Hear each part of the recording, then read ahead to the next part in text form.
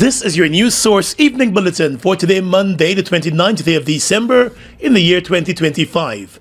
I'm Gordon Mosley reporting, and here's what we're tracking tonight. The Home Affairs Minister Onej Waldron has announced yet another adjustment to the Tint regulations, which will take effect from the 1st of January 2026. Under the updated regulations, no tint will be permitted on the front windscreen of a vehicle, except for a visor which must not exceed 6 inches, measured from the top of the windscreen, while a minimum of 25% visible light transmission will be permitted on the front side windows of the vehicle, and a 20% visible light transmission will be allowed on the rear window and rear windscreen. Vehicles used by the President and Prime Minister, designated senior government officials, the Guyana Police Force, the Guyana Defense Force, the Fire Service, and the Prison Service have been exempted from the new regulations, along with those used by emergency services, diplomatic and consular missions, and licensed private security agencies. Individuals with certified medical conditions requiring reduced exposure to sunlight and businesses engaged in high-risk cash handling or security-sensitive operations would be allowed to apply for exemptions. After consultation, it was decided that the back windscreen will be 20% permissible. The 2 passenger side windows at the back, 20% as well. The driver and the passenger at the front windows, 25% will be permissible. The front windshield, will be no tint permissible except for the 6-inch visor that will be at the top, and it'll be 6 inches from the top of the windscreen and no more. That will be permissible. Of course, no mirrored or reflective tint anywhere on the vehicle will be allowed. The new regulations also include updated fines, warning that failure to comply with the new regulations could result in drivers being penalized. What we've also adjusted in the whole spirit of having people compliant and less punitive is the fine. So if you're found not to be compliant and to have violated the tint limit, the fine is going to be $30,000. We are also going to be fined. There's going to be an offense created for the tint, the person who's applying the tint to the business that does so without apply a tint that is outside of the accepted numbers without seeing a tint waiver. According to the minister, the government will closely monitor compliance, enforcement patterns, and public impact during the implementation phase, and where necessary, further adjustments, including increases to fines, will be considered. She said to ensure a fair and smooth transition, a 3-month amnesty period will take effect from the commencement of the regulations on the 1st of January. It was explained that during that period, the Guyana Police Force will establish voluntary tint testing sites across the country, allowing vehicle owners to test their vehicles and make adjustments where necessary without penalty. Under the old regulation, no vehicle was permitted to bear tinted windows unless an exemption had been granted, and even then the law allowed for a minimum of 65% VLT. However, there was widespread non-compliance, with over 70% of vehicles operating far outside of the legal limits. More news coming up in just a moment. It all starts with one. Maybe it's one look, you know the one, or one touch, even one word. It can start with one step, or one promise, one thrill, one first time, one deep breath, one leap of faith. One day to remember, or one night to forget. One moment, so many stories that make up one crazy, average, everyday, fabulous life. We get one life, just one. Make your move. It all starts with one.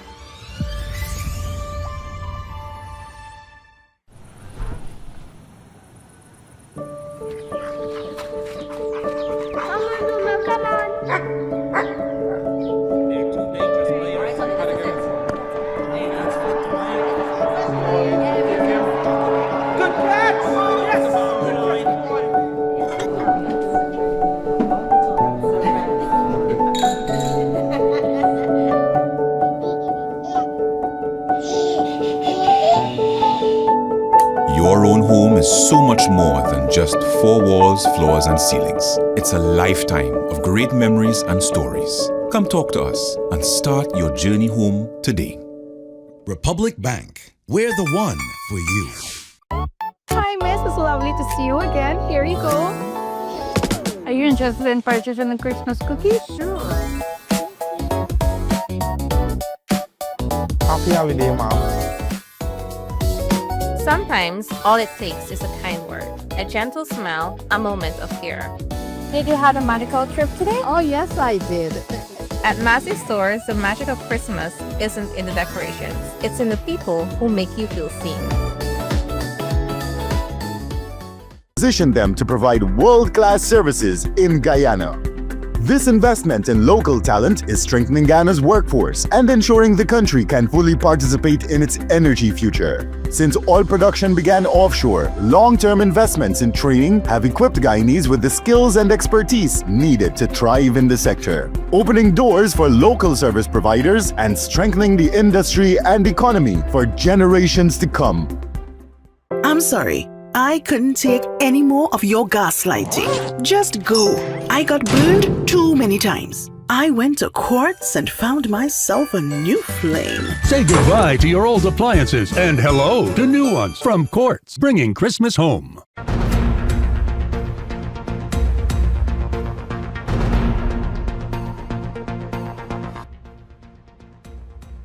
Arms Tourism Minister Susan Rodrigues and leader of the Wind Party Mohamed have taken off the gloves and are trading barbs at each other over corruption claims. In a statement on her Facebook page on Sunday night, the Minister of Tourism, who is a former minister within the Ministry of Housing, denied accusations of being involved in corrupt acts with the purchase of large pieces of prime lands and the construction of a massive apartment complex in Providence on the east bank of the Aurora. In responding to the claims by Mr. Mohamed, the minister declared that she comes from money and has been around fancy things her entire life. She admitted that she is the owner of multiple properties, but said none of them were acquired from the government. Rodrigues also said she has never received and has never ever applied for any house lot through the Central Housing and Planning Authority or any other government agency. She said certificates of title bearing her name were all bought from a private individual, executed through an agreement of sale. The minister also stated that apart from owning multiple properties, she is a shareholder in several companies in and out of Guyana. She said she can account for every cent of her wealth and has made declarations to the Integrity Commission. She accused Mohamed of amassing his wealth from criminal activity and said he must answer for billions that he allegedly stole from the country, making reference to the tax evasion claims contained in a U.S. indictment against Mohamed and his father. The minister also accused Mohamed of being involved in money laundering. Her response on Sunday night was triggered by a video release by Mohamed on Sunday morning. The video was shot on location in front of a massive apartment building that he said appears to be owned by the minister and which covers a large piece of land.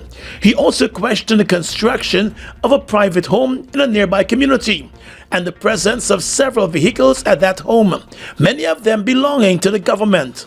Take a look at another property belonging to Susan Rodrigues, which was also built recently in a jiffy. This is another one of her many properties. This situation helps explain why Guyanese cannot get house lots, why families are stuck renting, and why applications gather dust, waiting year after year. Mohamed declared that Rodrigues is corrupt, allegations she has since denied. Today he released a WhatsApp number for persons to send information about the minister's alleged corrupt practices. He also released photographs of her previous visits to his home and meetings in the past. He said Rodrigues must explain her generational wealth and her acquisition of prime lands and involvement in big investment projects. Just last week, the Agriculture Minister Zulfikar Mustafa was forced to issue a statement about his private home after Mohamed questioned his accumulation of wealth and construction of a massive house in Berbice over the past 5 years, while his son also constructed a similar massive home on the east bank of the Aurora and an apartment building nearby. The union representing workers of the Aurora gold mines is expected to engage with the management of that company this week. Yesterday, workers of the company walked off of the job briefly. Many of the workers walked off of the job demanding a 10% increase in their salaries. The workers have been complaining that the company is offering a 6% salary increase. They said that 6% increase is completely unacceptable. The workers said the last time they got a salary increase was back in 2024. Many of them said they also have concerns about the safety practices at the company. They said the workload has been increasing, but the salaries have not been increasing, and the benefits are also lower than expected. One worker said the management at the company needs to better recognize the contributions of the workers, explaining that many workers are forced to work overtime almost daily to earn a proper salary at the end of the month. News source understands that the company will meet with the union officials this week at the Aurora mines. Turning now to the housing sector. Although allocating more than 53,000 house lots over the past 5 years, the Ministry of Housing and the Central Housing and Planning Authority are still facing a backlog of more than 70,000 applications. About 71% of the existing applications are for house lots in Region 4. In a statement on Saturday, Minister of Housing Colin Crowell said several state agencies will be engaged for the purchasing of lands to meet the demand that still exists. We are continuously working to find land to engage with our partners in terms of Guyana Lands and Survey Commission, NISIL, Gaisuco, in Region 5 case, for example, MMA, to be able to acquire additional lands to address these backlogs. The housing minister explained that the backlog in all of the regions, except for Region 4, is expected to be cleared. He said with the most applications coming in for Region 4, greater emphasis will be placed on acquiring lands in Region 4 to meet the demand. So we are committing, yes. If you're living in the other regions, 100% we'll clear those backlogs. In Region 4, as I said, we'll work to minimize as much as possible. And Minister Crowell also announced that the government, through the Central Housing and Planning Authority, will be seeking to build a total of 8,000 houses per year over the next 5 years, totaling 40,000 houses. He said it is an ambitious move that will be embraced by his ministry. More than 250 contractors have already responded to expressions of interest for the construction of the first set of houses. The minister said the houses to be built will vary in sizes and will cover persons in all income brackets. We're catering for whether it's low income, we're talking about 650 square footage.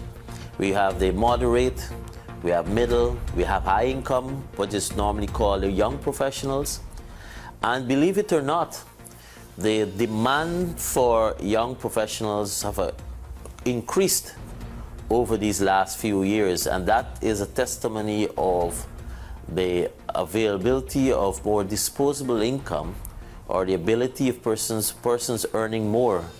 So certainly they want a higher level or category of house. He said there is a growing demand for completed houses in the country, and the ministry will be pushing to meet that demand. As a responsible government, we have that mandate to respond to increasing requests or to revise our work program in keeping with what the electorate are seeking. Crowell said a number of areas have already been identified for the construction of government housing.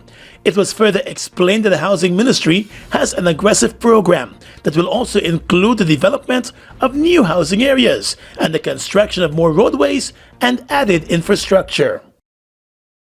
This holiday season, we pause to reflect on what truly brings us together. It's the love and care we share in every interaction, not only within our teams, but also with our customers, partners, and suppliers. The way we collaborate across roles and organizations, supporting one another to achieve more. It's our shared responsibility to deliver excellence at every step. Through growth and continuous improvement, we move forward together. Happy holidays from our Massey family to yours.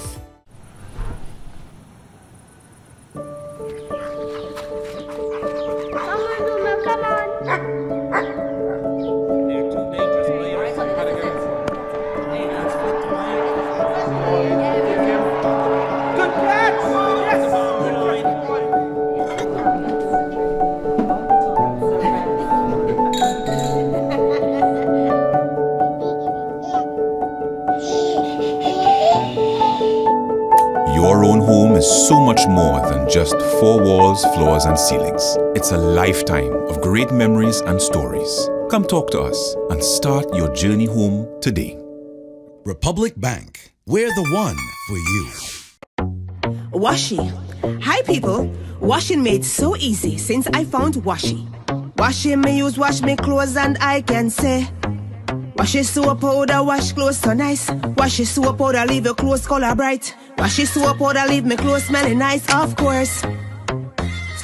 So give thanks to Washi soap powder for doing my laundry right. Keep my clothes color bright. Have my clothes smelling nice for sure. I could not ask for more. Comes in lemon and original. It is a washing machine in a pack. Washi soap powder wash clothes so nice. Washi soap powder leave your clothes color bright. Washi soap powder have my clothes smelling nice, of course. Distributors located in the Stabrook Market. Your business is built on hard work, vision, and the drive to succeed. At GBTI, we understand what it takes to grow. That's why we offer Grow, a small business service designed to help your business expand, adapt, and reach its full potential. From new opportunities to new milestones, we're here to support you every step of the way. Grow from GBTI. Progress starts here. Hi, my name is Stephen Jacobs, Minister within the Ministry of Culture, Youth and Sport.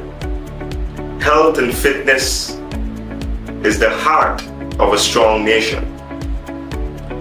And when we have strong Guyanese citizens, it helps with discipline and also productivity, and also a long-lasting life for you. So, for that reason, I'm endorsing the Energy Conference run on the 15th of February 2026. See you there.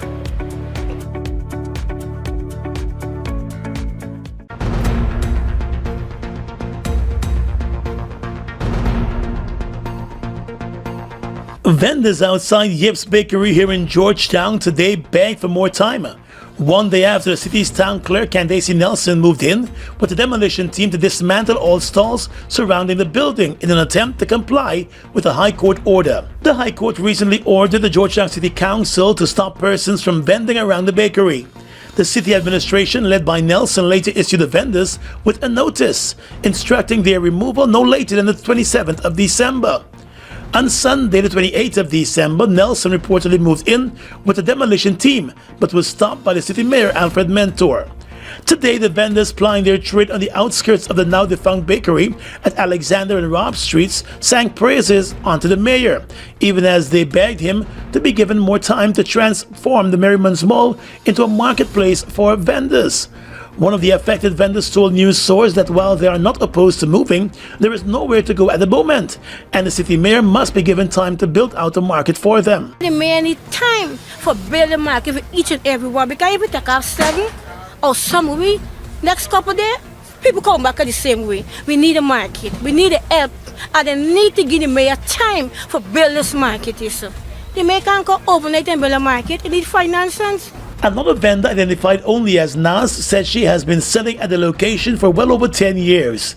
She said it would be unfair to demand that she and 9 other vendors removed from the area without a suitable alternative being offered. And we ain't got no way for go. We waiting for the market for bill. The mayor promised we that when he get the money, he gonna start build the market and all of us gonna go. We couple like 10 a week can't move for go no way because we ain't got no way for go. And we depend on the market. This is what we depend on. She said it has already been a difficult couple of weeks, particularly with business slower than usual during the festive season. Since 2 weeks now, we can't get for sell properly. All the load are left in a pile because the kind of headache, the kind of stress, we can't get for sleep at night. Everything how you buy the loader, so everything are left because we not get for sale. One vendor said while it was proposed that they be relocated to the Merriman's Mall, the area at the moment is not fit for vending and needs upgrading. It's a no-no for us to go there at the moment. Next thing, the Merriman Mall is not fixed, properly fixed, which I'm talking about washroom, water facility, this kind of thing. The place is very dirty, where the drunkies are sleeping there, dwell there, and when you go there, they have an issue with you. Like the others, the woman said the vendors are not opposed to moving, but they need time to allow the mayor and the council to not only find a suitable location, but to remodel that location to accommodate vending. We're asking the necessary authorities to have the market fixed to put us, because it's unfair to just have about 10 of us removed from this one side, which is in front of the Yips Bakery, where there is no business operating at this said building. The baker shop is not running. There hardly anybody that residing at the building, so it's not like we're making these people uncomfortable at no point in time. And she also complained that the notice issued by the municipality has taken a toll on her. Within the past 2 weeks before the Christmas holidays, business was very much slow. I took a lot of losses with my business. I had to throw away a lot of stuff. So instead of you seeing profit, you're not even seeing your profit, much less your capital. Mayor Mentor told News Source today that he intends to transform a section of the Merriman's Mall between Orange Walk and Cumming Street into a greens market with the erection of sheds, appropriate lighting, and washroom facilities. Minister of Labour and Manpower Planning Keoma Griffith is promising more training opportunities and jobs for young people, saying that much work has already been done to ensure that the nation's youth benefit from the country's prosperity. In a video release, Mr. Griffith said the 2026 budget, which is expected to be presented early next year, will further push the government's agenda to get young people more involved in the country's economy. He noted that training provided at the Board of Industrial Training and Technical Institutes across the country will further prepare young people for the road ahead, even as the government is set to open the Oil and Gas Institute and other training facilities across Guyana. Over the next 5 years, we will make sure young people in every region get full access to training, jobs, innovation, and even affordable housing. Just think about it. We have got specialized programs rolling out like ICT training in remote communities and a flagship agriculture initiative that targets youth with high-value crops to spark entrepreneurship. Minister Griffith promised that the government will roll out its development agenda throughout the country so that persons everywhere can participate in the economy, especially through the government's digital push. And get this, there's no need to relocate. Through ICT networks, we are supporting micro-enterprises, thus turning rural areas into economic hubs all over this country.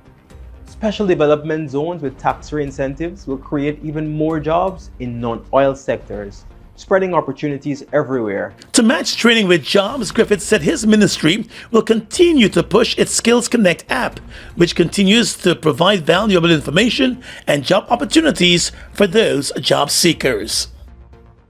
Former accountant in charge of payables at One Communications, Quincy Beard, appeared in court this morning, charged with the alleged theft of just over $153.9 million from the telecommunications company. The 37-year-old, who now operates and manages a photography company, appeared before the acting chief magistrate this morning, where he was charged with the offense of larceny by a clerk or servant. Beard was not required to enter a plea to the indictable charge and was granted bail in the sum of $1 million. The Guyana Police Force in a statement said the matter was adjourned until the 11th of February 2026. As part of the bail conditions, Beard is required to lodge his passport with the court, have no contact with any employee from One Communications Guyana, and report every second Friday of the month to the CID headquarters. The alleged theft reportedly dates back to more than 3 years ago and is alleged to have taken place over a period. Your business is built on hard work, vision, and the drive to succeed. At GBTI, we understand what it takes to grow. That's why we offer Grow, a small business service designed to help your business expand, adapt, and reach its full potential. From new opportunities to new milestones, we're here to support you every step of the way. Grow from GBTI. Progress starts here. Something new has been growing, and it's now ready for you to pick. Fresh. Taste the fruit of freshness. Pick the fresh new 200 ml size today. Live Fruitiful. Guyana's economy is rapidly transforming, and we're all part of it. Oil is at the forefront of this development by providing reliable and efficient energy and supporting community development from the very core. 100% of Oil's profit goes back to building schools, roads, and other important infrastructure that connects our cities and towns, providing fuel to domestic, marine, industrial, and aerial transportation.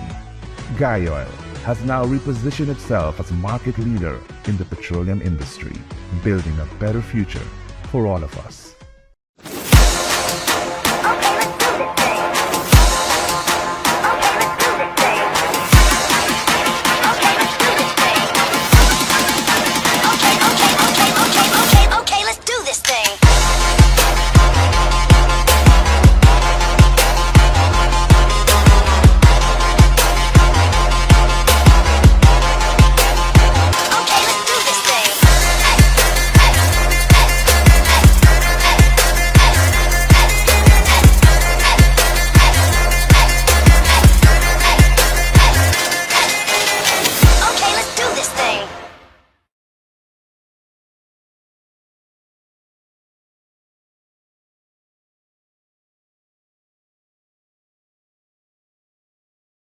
With your regional and international news tonight, I am Svetlana Marshall. In the region, 9 people, including 5 children, were killed in Suriname after a man attacked them with a sharp object, police said in a statement on Sunday. The man fatally attacked 4 adults and 5 children in Suriname's capital, Paramaribo, during the night from Saturday to early Sunday, police said. A 6th child and an adult were also injured and sent to the hospital for treatment. Officers shot the suspect in the legs during his arrest after he attacked police with a sharp object, authorities added. In a statement Sunday, according to media reports, Suriname's police corps said the male suspect attempted to attack police officers who arrived on the scene, and he was injured during his arrest. He's now recovering in a hospital. On her Facebook page, the Surinamese president reacted to the news, saying the attacker took the lives of his children and his neighbors. Mexican authorities said on Sunday that at least 13 people were killed after a train carrying 250 people derailed in a southern state. The Mexican Navy said the train was carrying 9 crew members and 241 passengers. Of those on board, 139 were reported to be out of danger, while 98 were injured, including 36 who were receiving medical assistance. President Claudia Sheinbaum said on X that 5 of the injured were in a critical condition, adding that senior officials had been dispatched to the site to assist the families of those killed. And finally tonight, international news. China launched its most extensive war games around Taiwan on Monday to showcase Beijing's ability to cut off the island from outside support in a conflict, testing Taipei's resolve to defend itself and its arsenal of US-made weapons. The Eastern Theater Command said it had deployed troops, warships, fighter jets, and artillery for its Justice Mission 2025 exercises to encircle the democratically governed island, conduct live fire and simulated strikes on land and sea targets, and drills to blockade Taiwan's main ports. The live firing exercises will continue on Tuesday across a record 7 zones designated by China's Maritime Safety Administration, making the drills the largest to date by total coverage and in areas closer to Taiwan than previous exercises. The military had initially said artillery firing would be conducted to 5 zones. Taiwan's defense ministry said there was also an extra zone for a 2-hour drill on Monday morning, which took place without a Chinese announcement in the eastern waters of the island. The transport ministry said more than 100,000 passengers on scheduled international flights will be affected by Tuesday's drills, while around 80 domestic flights are set to be cancelled. And that's your News Source Evening Bulletin for tonight. I'm Svetlana Marshall, wishing you a pleasant evening.